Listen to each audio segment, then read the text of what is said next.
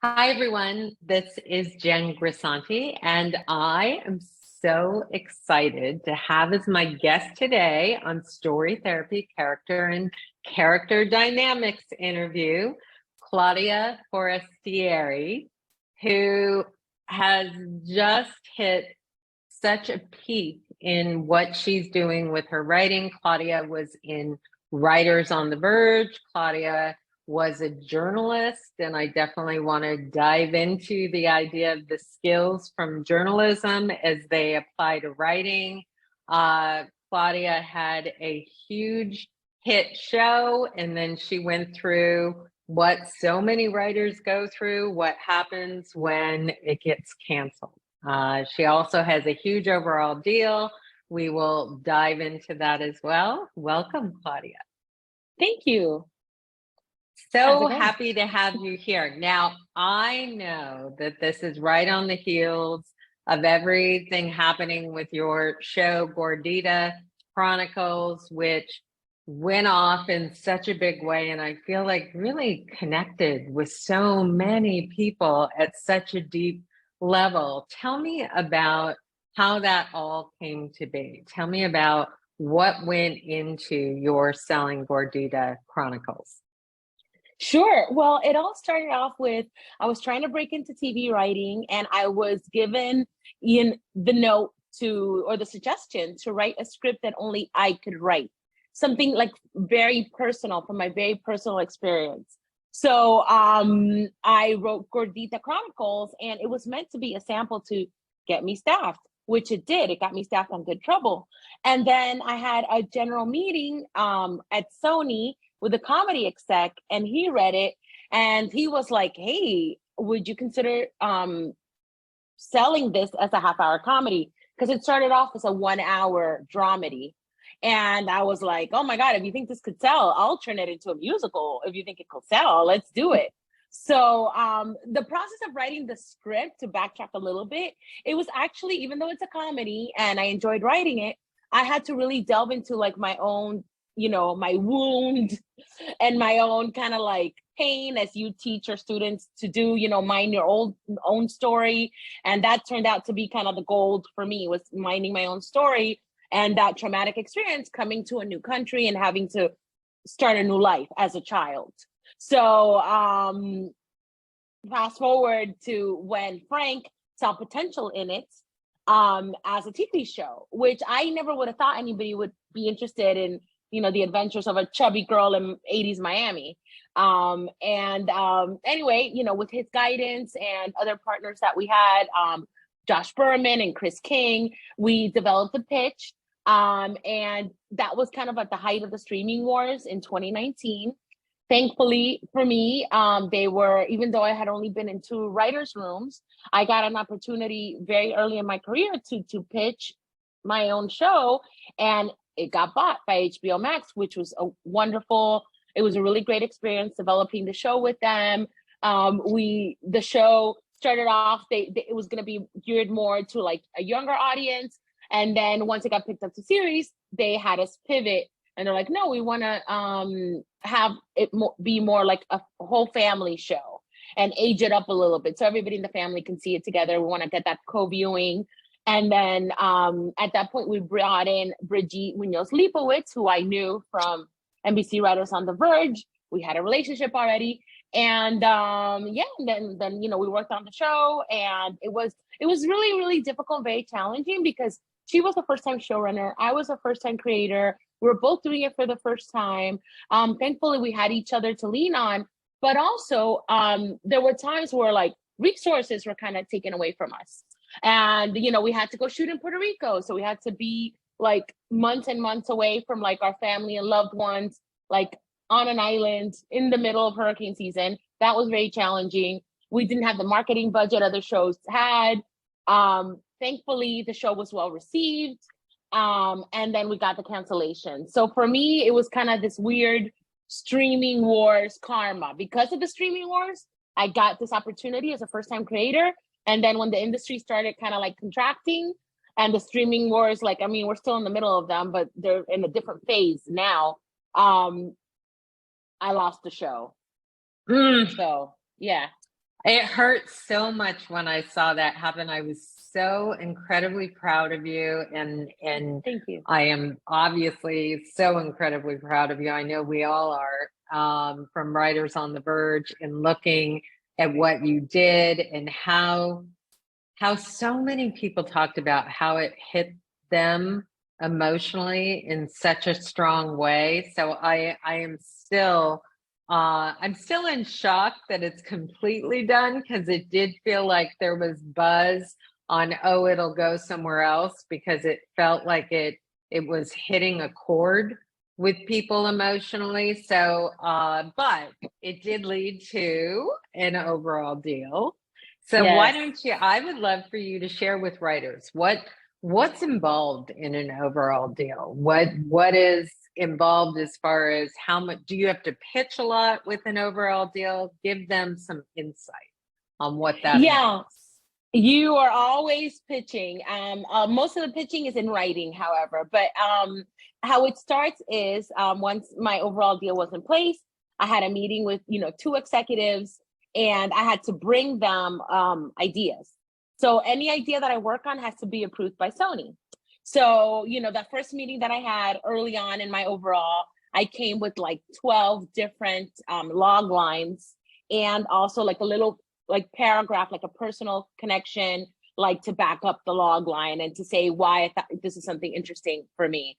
And out of those, they selected 3 for me to work on. And I've been working on all of those now. And now I'm Right. also working on a drama. So the first stage was kind of like more verbal pitching, talking about the ideas. And then once the ideas were approved, handing in different documents. Like the first one, and it's a lot less structured than what I'm painting it out to be, but I really like structure. That's like helps me in my writing. So, my first, after the idea was approved, my first document would be kind of like a 1-page, like talking about the take, the tone, and the protagonist and the world of the show. And then once they signed off on that, then I would flesh out the pitch a little bit more, flesh it out again. And these are all kind of like written pitches on what the show would be, and then getting feedback back and forth, making revisions. And then once we thought it was like ready, then it's like, okay, let's see if someone, wants to attach to this project. So that's another kind of stage that's interesting, which is like attaching people. Like with Gordita, we had the Saldana sisters, Zoe Saldana and her 2 sisters have a production company, and they attached to the project early on, which helped us tremendously in getting, the show picked up to series. So then once the pitch is ready, then you kind of have to re-pitch it to new people, hoping that they'll attach. I did a pitch that we're going to hopefully go out with next month. It's another one inspired by my life. It's called Alpha Beta Chica, and it's about a Latina woman who goes to college in the Deep South, wants to join a sorority, gets rejected from all the sororities, and decides to start her own sorority. So, and that was actually Oh, inspired I by something love that, that. yeah, thank you. Fantastic. Thank Yes. you. Yeah, I'm hoping other people will love it too. So, so yeah, we have a executive producer director attached to that one. So I had to first, you're always pitching in some way, shape, or form, like when Right. you're under an overall. Because when I was trying to get Os Rodriguez is the person who's become attached, my first pitch to him was verbally over lunch. I was like, hey, I have this project I'm working on with Sony. Like, this is what it's about. And you have to be able to succinctly and quickly communicate that idea. I love that. So when you're preparing for a pitch, what would you say are tools that, obviously everyone knows like the general tools, but when you think about what you feel has really worked for you in the pitch process, what would you say? Preparation, and not trying to memorize it, and trying to remain a little bit loose and a little bit conversational, because you're always going to have curveballs. When I pitched Gordita, we were still doing pitches in person, and now pitches are now over Zoom, which is great because you're more comfortable. You can like focus on like making eye contact, like, with the camera, and you don't, you can kind of like minimized so you don't see all these people looking at you. You have the script right in front of you. But even then, you have to be ready for, interruptions. You might, want to throw in a little anecdote here or a new joke there. You want to keep it loose and conversational, and remember that I think a mistake that some people make is like, they feel like, oh my God, I have to like sell this pitch. My whole life is wrapped up in this pitch. But when you're pitching, people are not only hearing out for the story, they also want to get to know you and connect with you. So you could pitch, I could pitch an idea about like a detective in Miami solving cold cases. And maybe it turns out they just bought one set in, Maui. So they're not going to want to buy something similar. So, but they like the way I express myself. They like the way I came across. You're always pitching to other people, and people are human. So you want to try to be kind of as human as possible, have energy, but also be laid back, not be like just too uptight and wound up. And if you stumble or forget something, not to, don't shoot yourself in the foot and think it's all over and you've ruined your career before it began. So it helps not to take yourself so seriously. I love so much of what you just said. I love the humanity aspect. I love the recognition that you can't go in there thinking, oh my God, I have to sell this or it's the end of the world. I love the idea that through being you might intrigue them in some way. And even if they did just buy a show like that, they're intrigued by something, as you say, you expressed. That is so pivotal in the process and the idea of just be you, be in the pitch, be conversational, be passionate, and don't get too wound up on missing steps. So I think that is so fantastic. When you're looking at, like, say, pitching in the writer's room, how would you say it differs in when you're pitching in the writer's room when you're on staff? It's a whole other ball of wax. So when you're pitching a TV show to executives, their time is very precious. And even though you don't want to sound canned, you do want to have like note cards or something in front of you to keep you like, keep your pitch contained and structured. When you're pitching in the room, it's a lot way looser and more laid back. But still, you don't, depending on what level writer you are, you want to be always very conscious of the amount of time that you take to pitch to the room. You want to make sure they're, succinct, emotional, hard hitting. And when you're pitching in the room, it also depends if it's a comedy or a drama.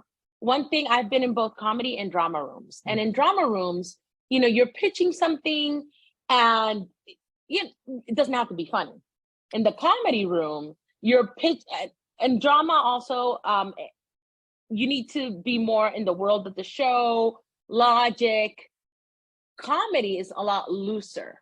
So you're trying to really go for the funny. So one mistake I made when I was in the comedy room is for Gordita, which is like, since it was a show based on my own experience, sometimes if something didn't fall in line with things that happened in the 80s or things that happened, that would happen in a Latin city like Miami, I would kind of maybe say like, oh, no, we can't do that pitch because, that's not accurate to the time period. But then I learned, thanks to Brigitte, who was there to like help me and guide me, that no, you want to like give people the chance to say the full pitch.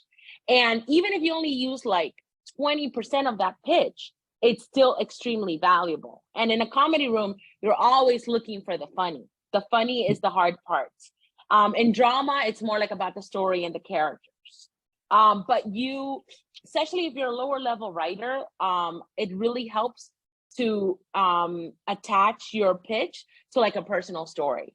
If you're breaking a story about a couple going on vacation, and you want to say like, start the pitch with maybe something that happened to you. Like, oh my God, one time I was going on vacation and I was in such a hurry to, catch the plane that I forgot my luggage and I had to, be on, in New York in the winter with a tank top and it was horrible.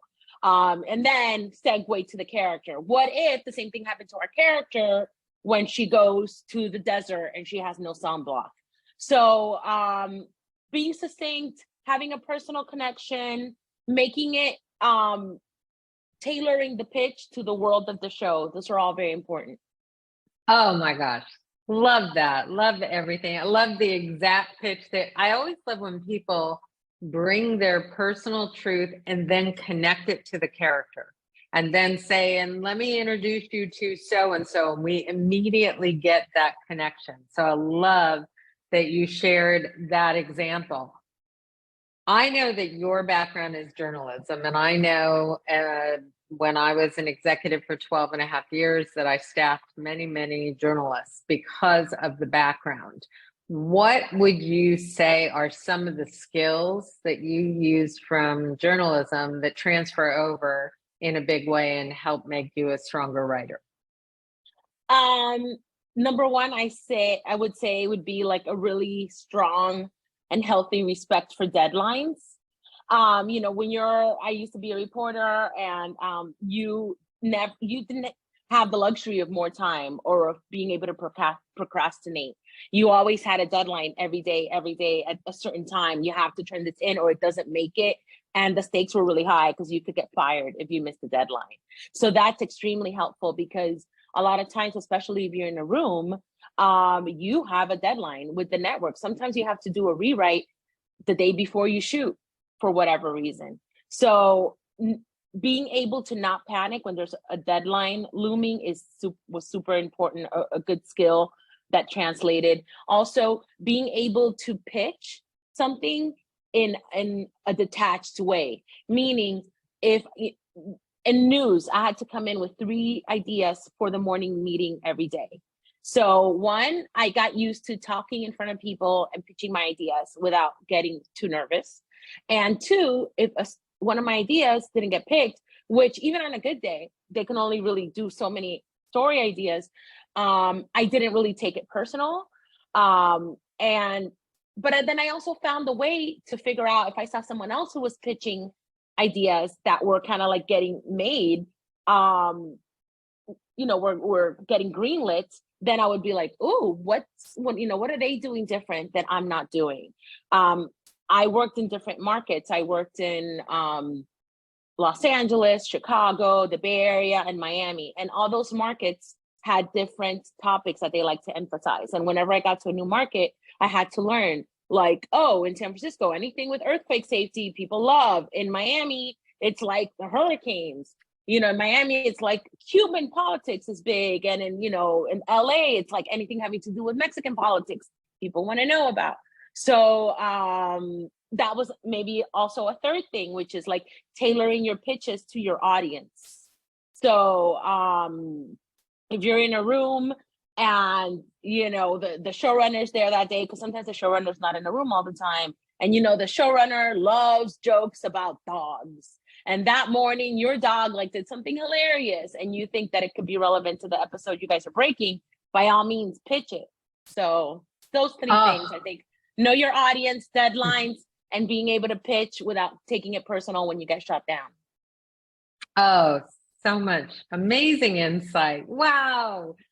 I love how you're just flipping through this and there's so much gold nuggets in there. There are so many gold nuggets in there. Okay. So for the last question, I would love, if you think about everything you've done from the time you went through Writers on the Verge to now, is there anything aha moment wise that you think, wow, I didn't realize that about this process, whether it's pitching, whether it's writing, whether it's being in the room? Was there any major aha that you had that you wish you had known going into it? Yeah, that's a good question. That it's kind of hard to answer because every pitch is so different. In general, I think there's been a lot of things. Pitching is really difficult, and it's an art. It's also kind of like a science.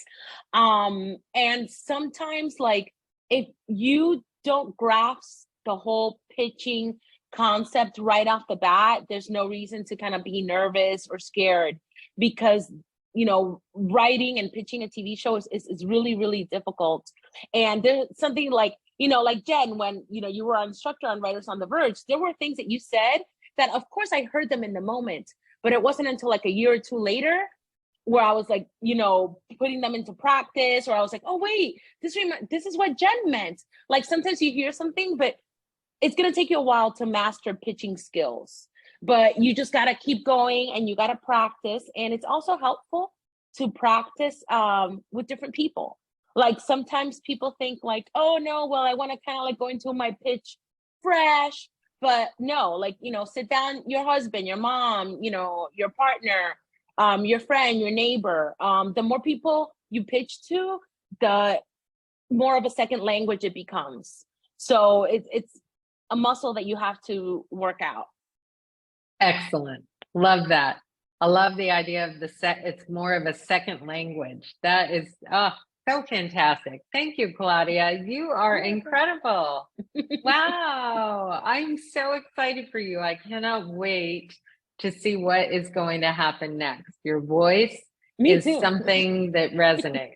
Yeah, you too. Thank you, Jen. You got it. My pleasure. My pleasure. Well, I'm so excited to have you in the class, and I know the class can't wait to hear your feedback. So thank you for giving them so much insight. Of course. Thank you.